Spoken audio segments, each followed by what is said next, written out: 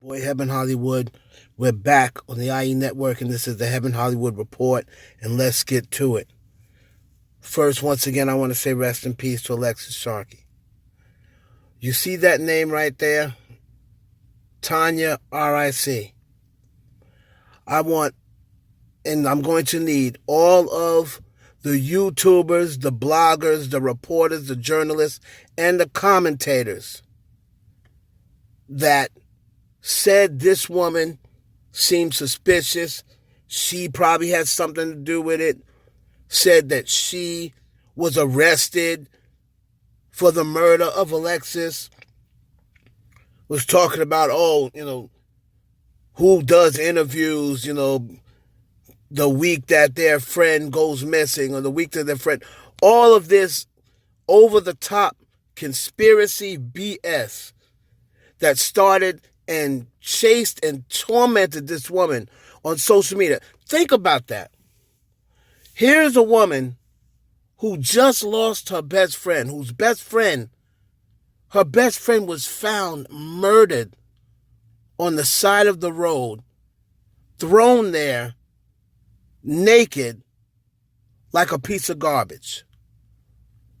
And you're tormenting her online, trying to be different, when it was all right in front of you the whole entire time that this jealous, selfish, weird-looking old man snuffed the life out of 26-year-old Alexis Sharkey. It was never a doubt in my mind. I followed this case very carefully, and I am sorry that I sound so emotional, but when you follow a case like this, you get very invested. On top of that, G, my business partner, had spoken to Alexis Sharkey before in DM about her, her product. So, of course, when she calls me with tears in her eyes, telling me what happened, of course I get emotional, and I was invested in the case anyway. Followed it, looked for updates every single day, but I just want to apologize to Tanya that she had to go through that, had to, go private on social media, people coming with these conspiracies and death threats and, trying to paint her as someone who had something to do with it. Just because they're trying to be, there was never any evidence, never any motive or any reason for her or any of her friends to want Alexis dead when she was a positive in their life.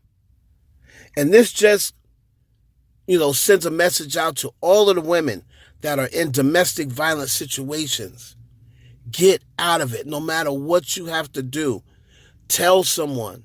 I know it's tough, and I know a lot of women that are involved in domestic violence situations feel as though they have nowhere to turn. But you do have somewhere to turn. There is help for that. There's domestic violence hotlines, anonymous tips. Tell your friends, tell your family. Just get out of that situation. Because if Alexis would have got out of that situation the moment she knew that this dude was not right for her, and this dude most definitely put his hands on her early in the game. He was not an attractive dude, no homo. He was not, very likable. And he knew he was old. He knew that he could never pull anyone like that. It's just that Alexis had such a good heart. She seemed like a kind-hearted person that just was not superficial. And she wasn't all about looks. So he did what he had to do to play on her vulnerability, make her feel as though like, you need someone like him. And plus, on top of that, he's a big dude, so I'm sure he made her feel safe, because I'm sure she had a lot of guys that want to come on to her and stuff like that. I know the type. So she probably felt safe with this dude, like other guys won't bother her or stuff like that. And then when he started putting her hands on her, and I'm sure he broke her down mentally, I mean, it's just, ladies, please, and men, whoever is involved in domestic violence situations, white, black, Spanish, man, woman, I don't care who it is. No one should be putting their hands on you. And yes, he's where he belongs because he took Alexis' life. But I wish he would have got to that point by rotting in jail and by having to face Alexis' family and friends and have them ask him why he would take her life. What did she do that made you take her life? I'll tell you exactly what she did. She was getting ready to go on with hers. And that was a problem for him. Because Alexis Sharkey had decided, okay, I got married. It didn't work out. Let's both move on. You live your life. I'll live my life. And he couldn't take it.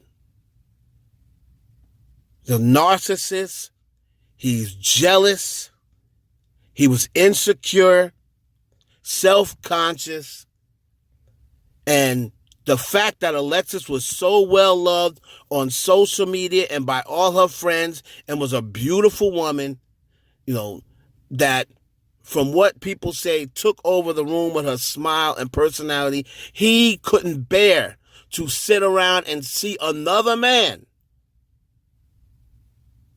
find her and treat her the way she should have been treated. That was what she did wrong in his eyes. She decided to go on with her life and find someone, and just not even about finding someone, just living her life and being happy. And he couldn't take it. So he took her life from her. Rest in peace, Alexis Sharkey. And I want everyone, you owe Tanya and her family and friends an apology. It's your boy Heaven Hollywood for the IE Network.